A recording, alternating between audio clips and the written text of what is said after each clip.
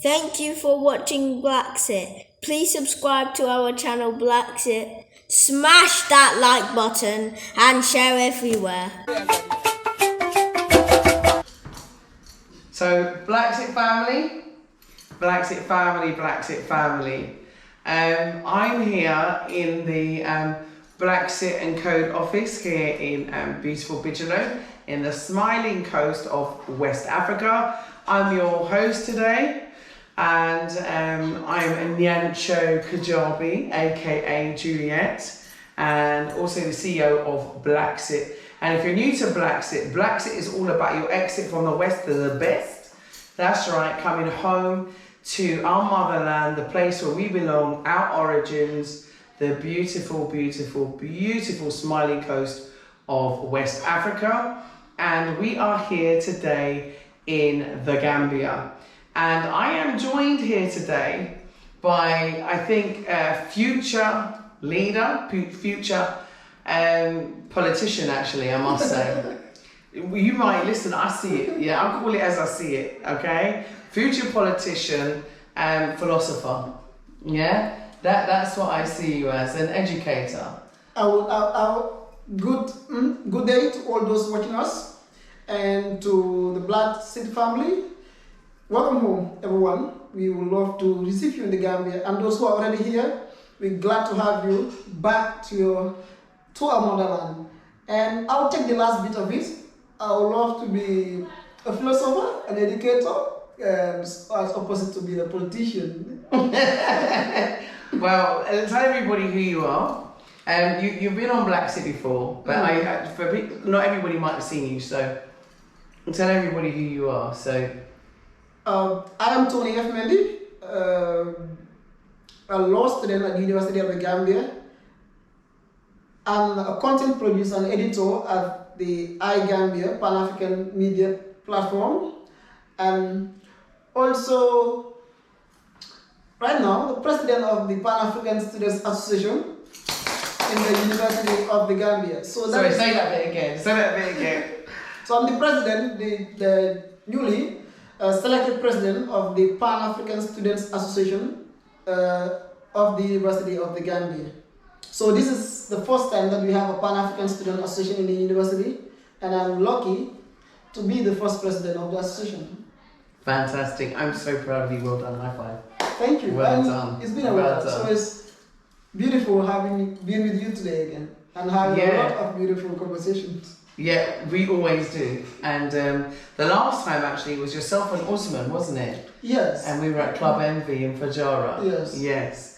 And that was on iGambia, and I think I did that interview for iGambia. And that was a really good interview. That was really inspiring. So what I'm going to do is, I'm actually going to change places today. Sure. Yeah, so you're going to interview me, and we're going to talk about citizenship and automatic citizenship, because a lot of people think that I coined the idea and I didn't coin the phrase, obviously. Sure. And we're going to talk about our integration, assimilation, and Pan-Africanism. What is it? What does it mean? Mm-hmm. Yeah, to you. What does it mean to me? Because obviously, I was born elsewhere, as everybody knows. Mm-hmm. However, I'm an African. Like Marcus Garvey said, Africa is for Africans, home and abroad. Sure. So you fire away, and let's start this discussion. Well, thank you for setting this space, and you will make the job easier for me because you have already identified the things that we're going to discuss. Your advocacy, I've noted that you want this automatic citizenship to happen. How has the reception been among Gambians, those who have heard you and those whom you have shared platform with regarding automatic citizenship? I'll say 80% has been incredibly positive, and very receptive to the idea when they understand what it is, because automatic citizenship is a 2-year process, okay? So it starts with a certificate of citizenship. Yes, that's right. It's an idea copied from, some other countries which have used it in order to nation build, to capacity build, and to encourage more people to return back home to their nations, to strengthen their nations. And so what they do is they offer a certificate of citizenship. Israel, for example, have done that. Sure. And so rather than get a stamp in your passport that says, oh, for 14 days, you know, and you're coming to repatriate, but it still says 14 days, and then you have to wait another 90 days before you can go for your residency, which really doesn't bode well, and it's not very welcoming when people have to keep going and then getting a stamp, and then it's not very welcoming at all, especially when you're an African returning home. So what we've suggested is that, and we have, you know, spoken to the Director of Immigration and various other ministers, including the Minister of the Interior, about this, is that it should be like a stamp that goes in your passport that says it's a certificate of citizenship, which isn't full citizenship, but it's a certificate. And that certificate is a far more welcoming gesture than a 14-day stamp and then going to get an alien card. Right. Okay, I understand that. But now let's look at this. The issues that in the first place have triggered such a system in place, and the idea that you, being an African, and still have to be questioned as to your citizenship, and you having to struggle again to be given what, in your view and my view, you should have in the first place. Yes. Because you are an African, we are one. Yes. What message will you send, for example, to the general citizens who could influence the process?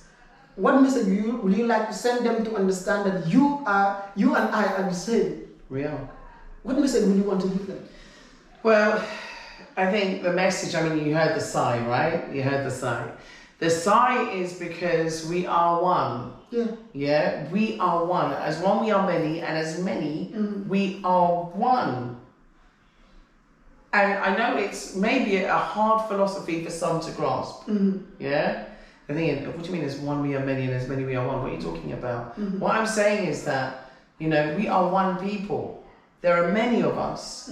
There are many cultural differences, ethnic differences, language differences, and places where we are born differences. But this is our passport. It doesn't matter what shade I am. It doesn't matter what shade you are. We are Africans. We are black, and we are one people.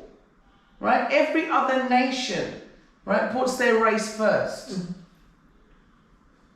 And it's high time for us to put our race first.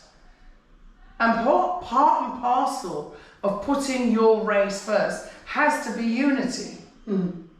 Yeah? All these divisions created by, you know, these artificial constructs. For example, Berlin Conference, artificial construct, borders, colonial outdated laws. This is what's separating us.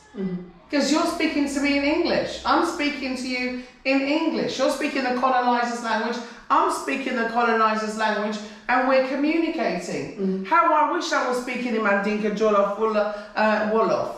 How I wish I could be fluent like everybody else in like 3 or 4 languages. But that is not the case. So my message to everybody is to recognize that we were separated as a result of a historic and the worst crime and genocide to hit humanity and Africans. Sure.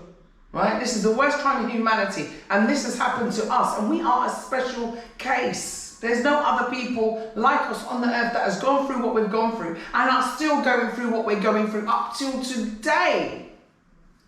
So this is why I say, yeah, as one we are many, and as many as one we are one. If you hurt, I should hurt. Your pain is my pain. Your separation is my segregation. Sure. I totally and entirely agree with you. And our people, or the majority of our people, and even the system in place, came to be because of the calculated damage that the colonizer have designed and implemented in our society, such that our psyche right now, majority of our people, the psyche is such that it's damaged to the extent that they consider you or they consider us. I can be in Gambia here and be Gambian, go to Senegalese, I'll be considered a foreigner, go to another country in Africa, I'll consider a foreigner. And now our brothers and sisters who have now been awakened and coming back down to their homeland and also been treated otherwise or considered otherwise as foreigners.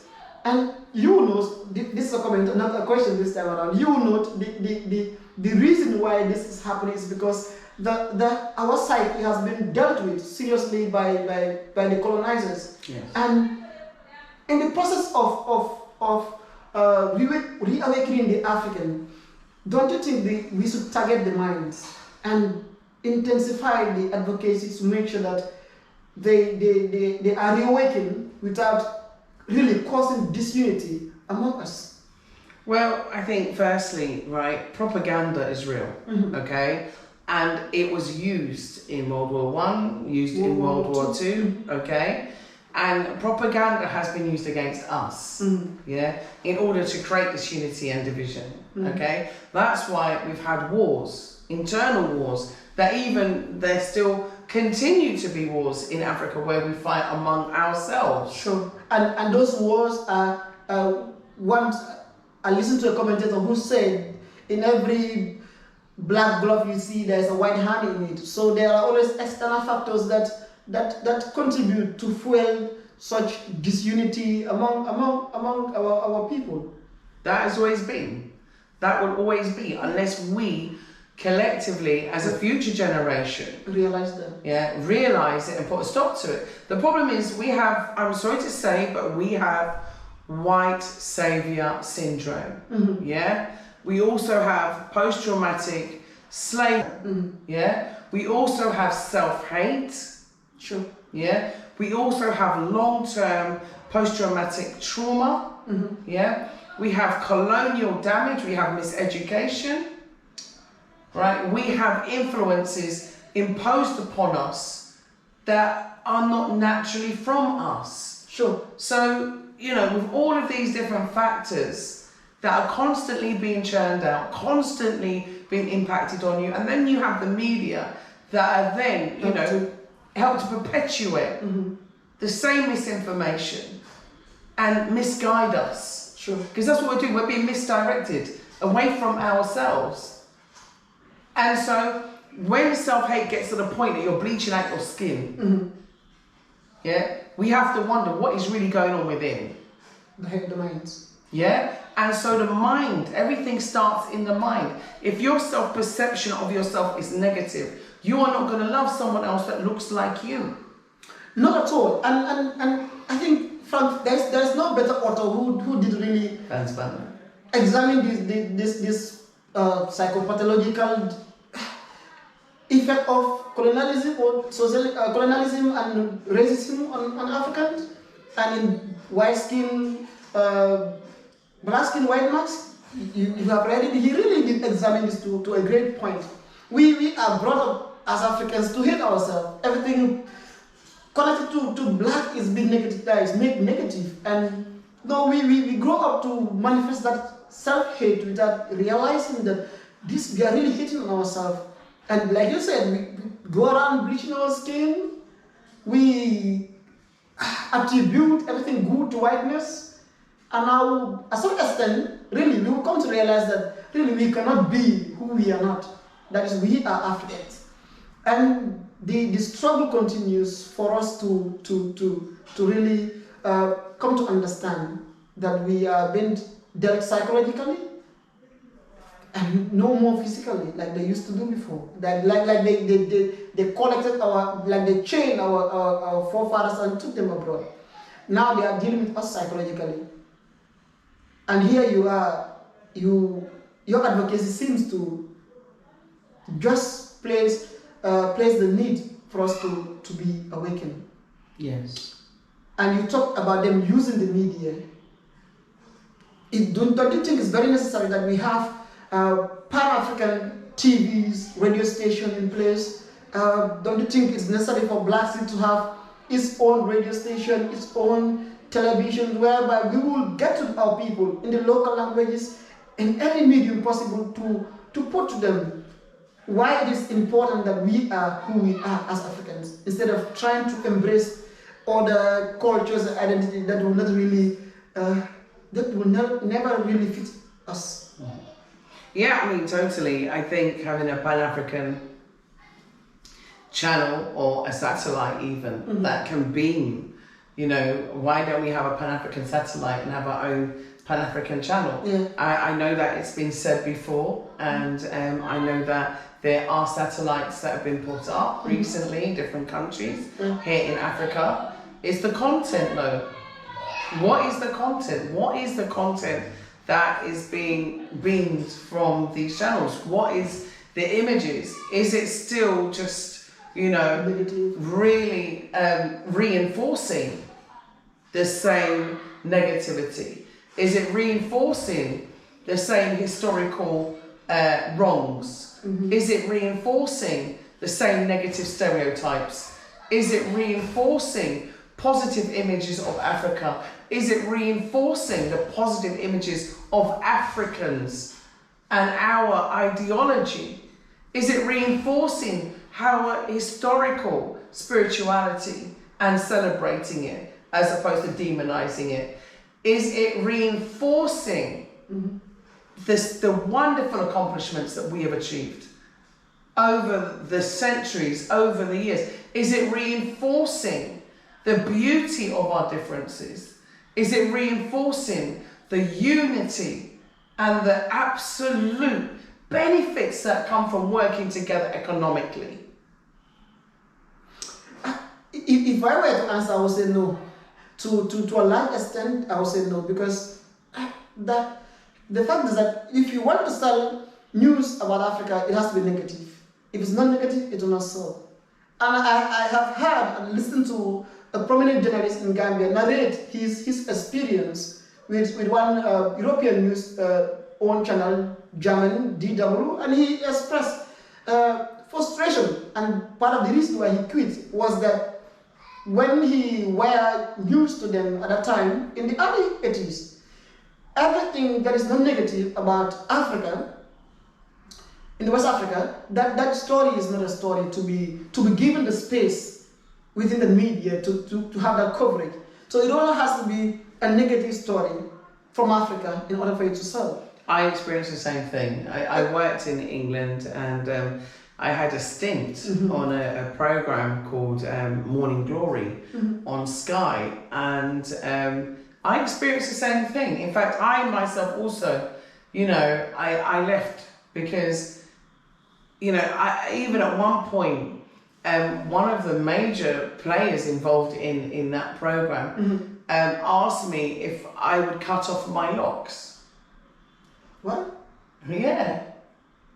And so what I'm trying to say to you is that the dominating parties involved in the media are very few. Sure. So the messages that they want to disseminate, right, are carefully and very, very structured in the way in which they strategize what the message is going to be, right? And if you look currently at the recent pandemic, you can obviously see that. Sure. Yeah? You can see how it's affected the hearts and minds of people. And then you can also see where it hasn't affected the hearts and minds of people that just categorically said, you know what, I don't buy it, and I'm not buying into it. I've done my research. It's not for me. And so you can see that the large majority of people don't have that opinion. Sure. Because of the power of the media. And so in Africa, we also have the power of the media, and we have a responsibility as Africans to portray ourselves in the best light. Sure. We don't have to follow the European model, not even of newscasting or news. We do not have to. It's time for us to innovate as Africans in an African way.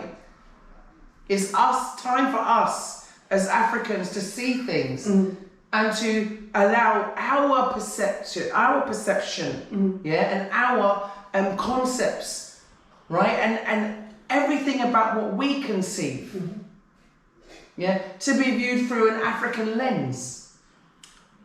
And that's what I think we're failing at, because we still want to you know, we're in Africa, but we want to dress like Europeans, okay? When in Europe, they dress like Europeans. Sure. Yeah?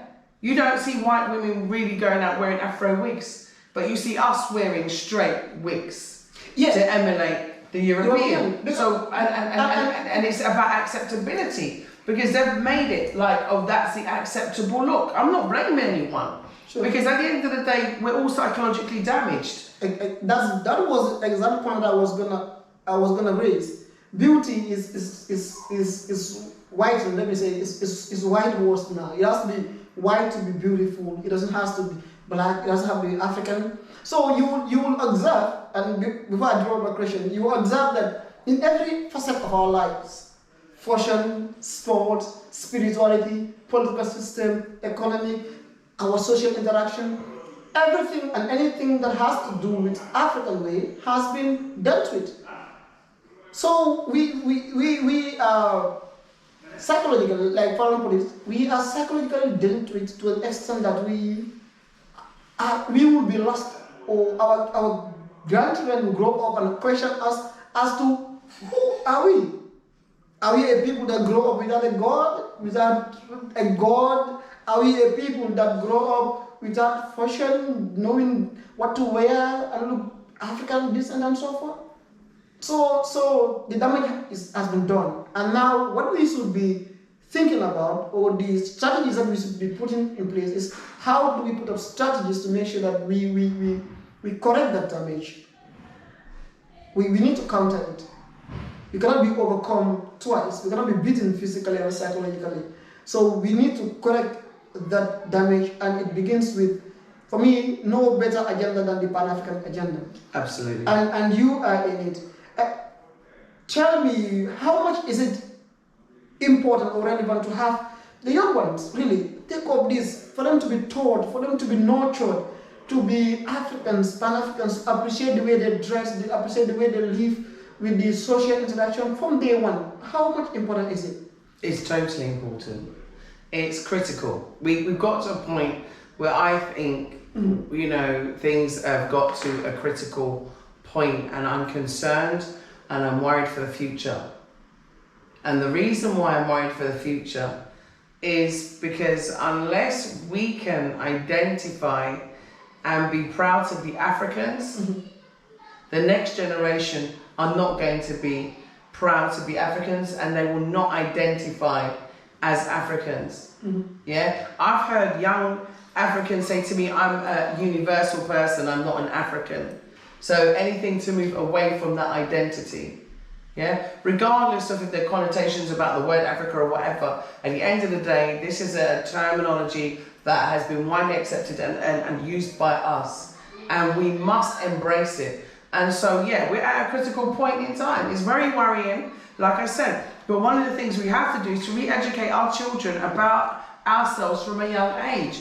Tales, folks, fables, yeah? Like Cornelius Gomez, I interviewed him, and there are so many books and so much information online now that we can, you know, have our own Black history lessons with our children. We can start to say to them, you know, this is Haile Selassie. He was the King of Kings. Sure. Yeah, so you don't have to look to a European to be your king or your queen.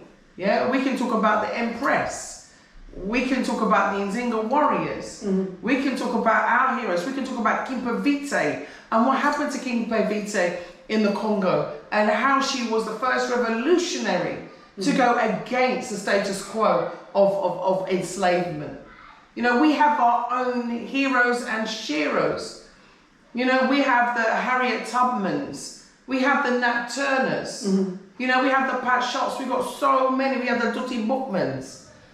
We have so many historical figures that we need to embrace them. And the only way we can do this is by educating our youth from a young age to love themselves. And then show them examples of greatness. And instill in them these examples of greatness. Our history has been robbed. And our history has even been erased and replaced by so many other things. And, you know, we will embrace everything else but ourselves.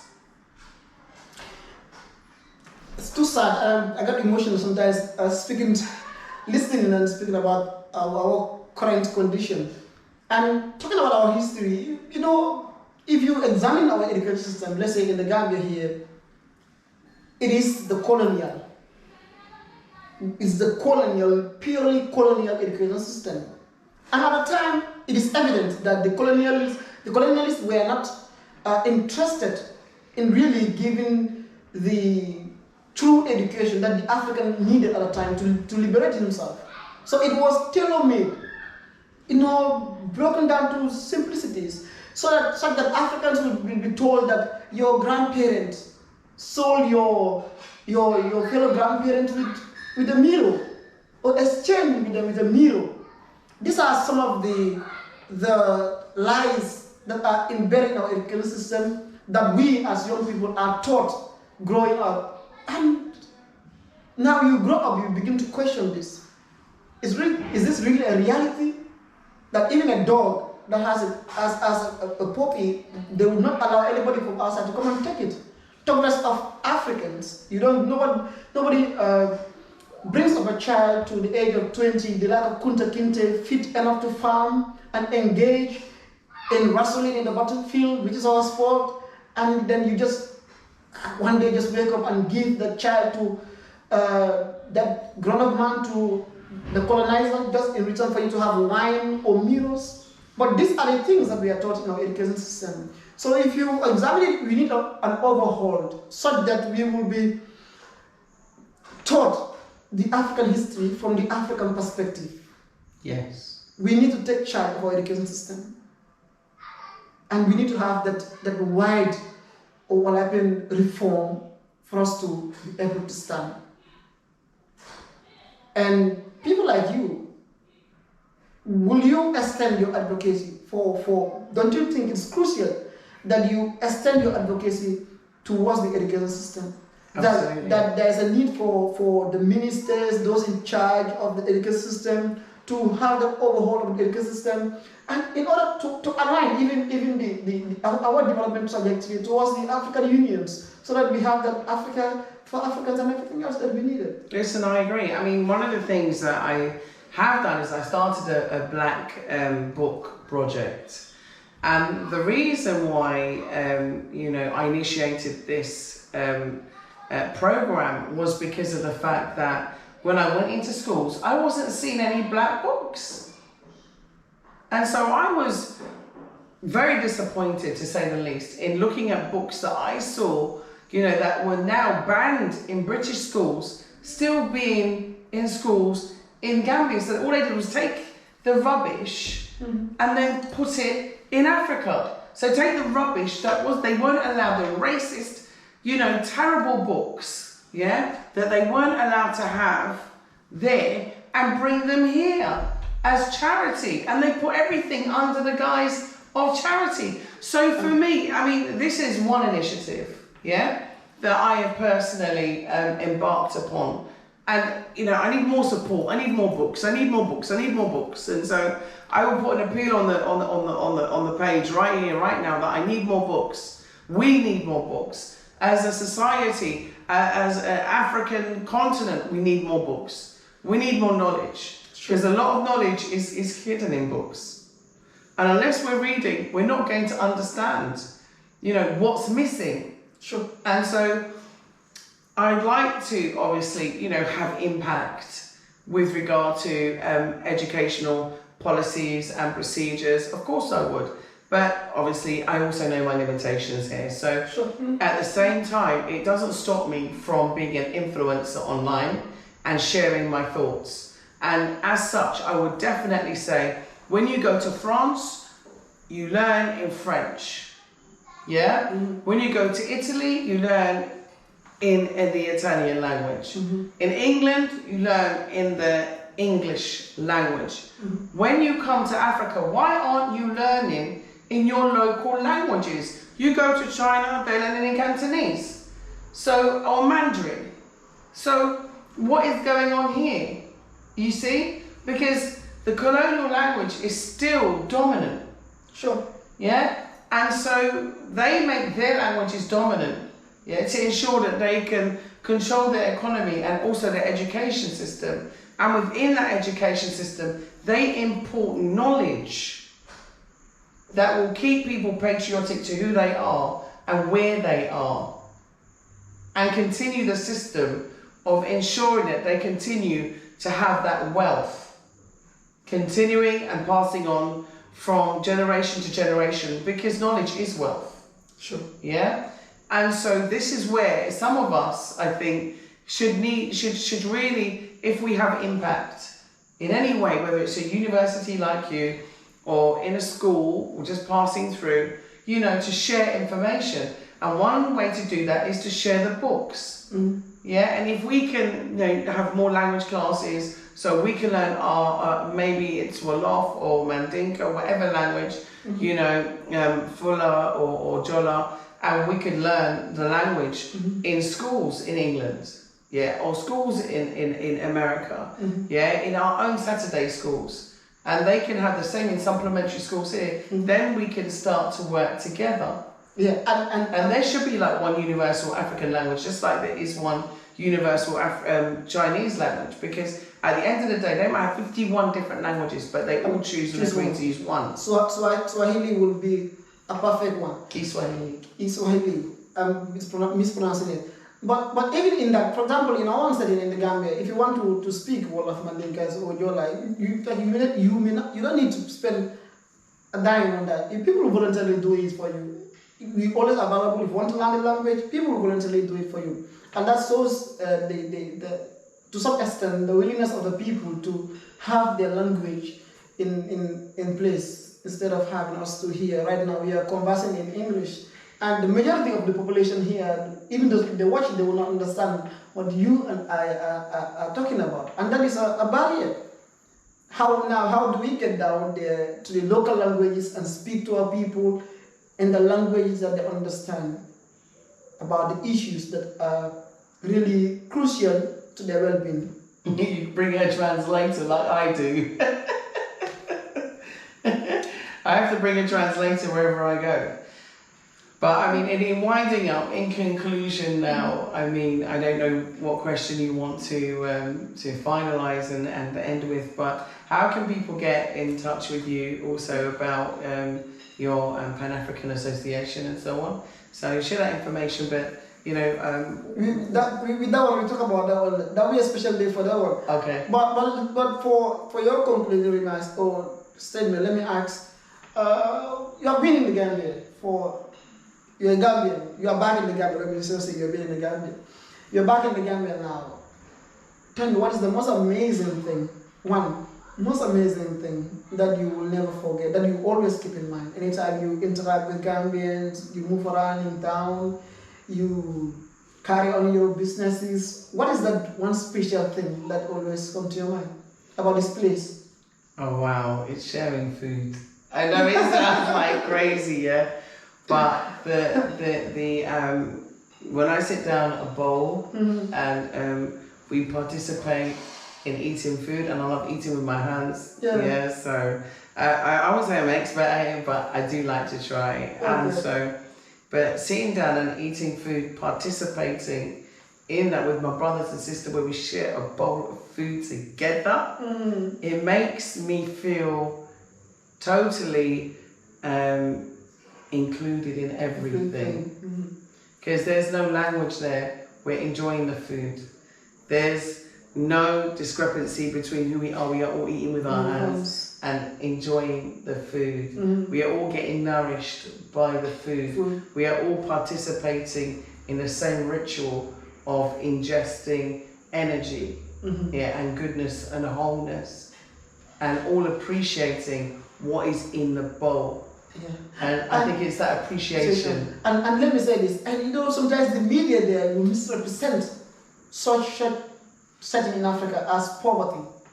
It's not poverty. It is not poverty. And anytime you see Africans eating together, especially in Gambia, there are reasons for it.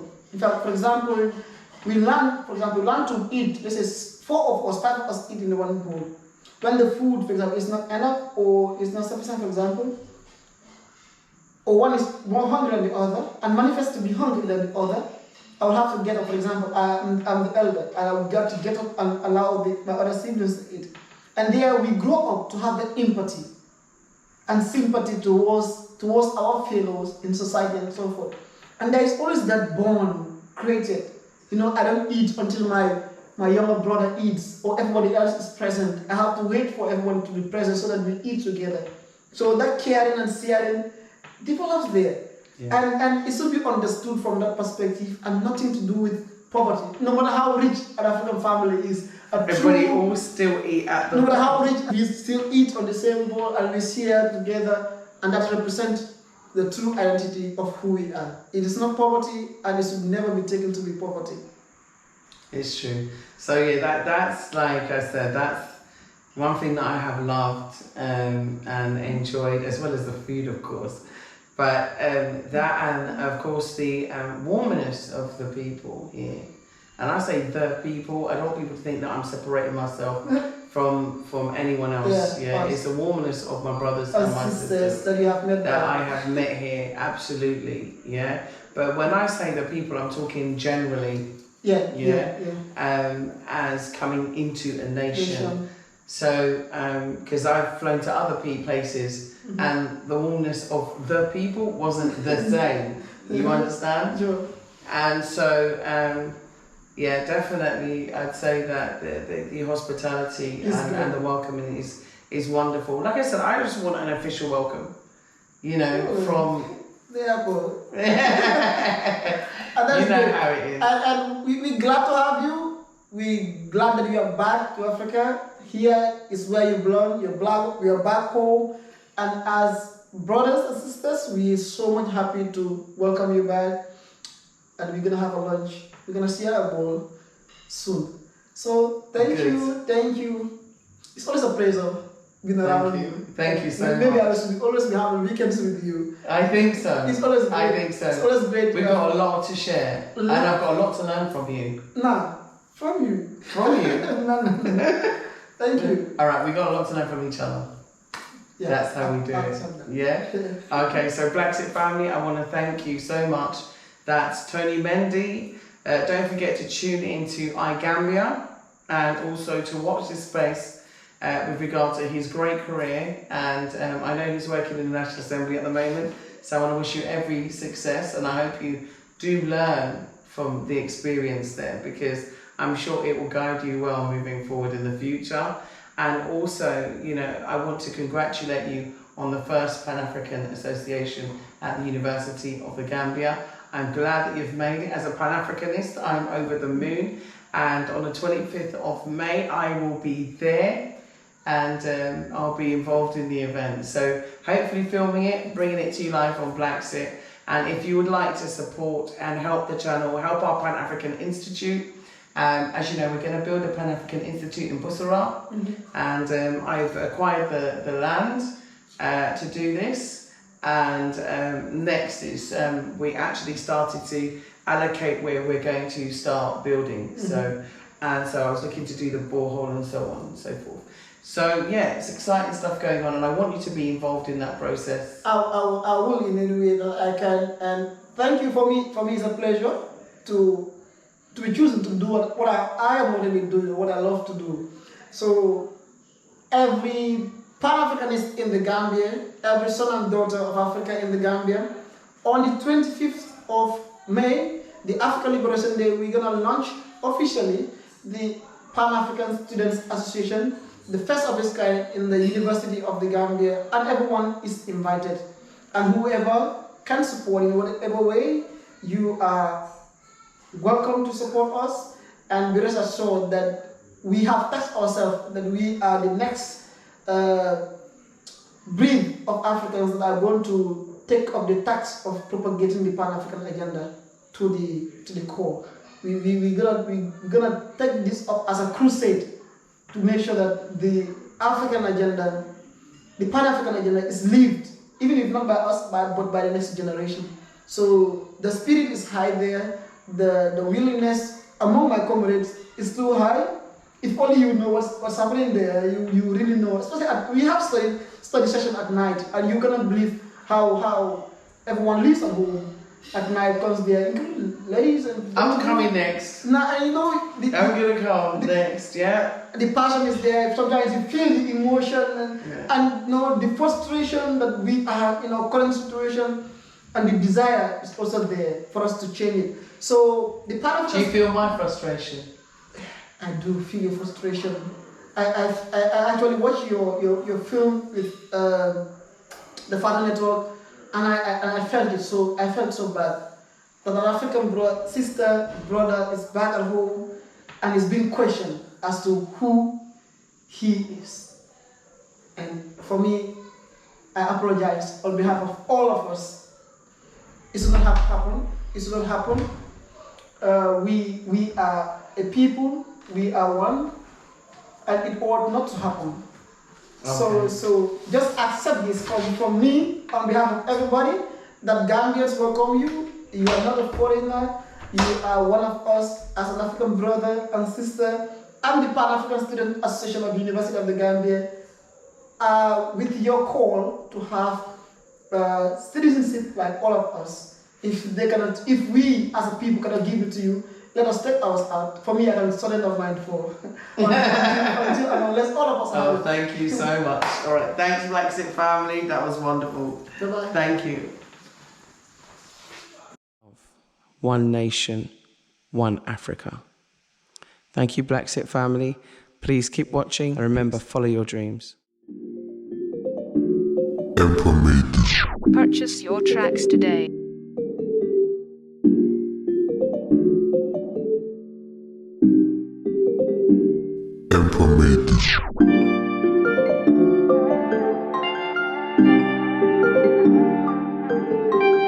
Purchase your tracks today.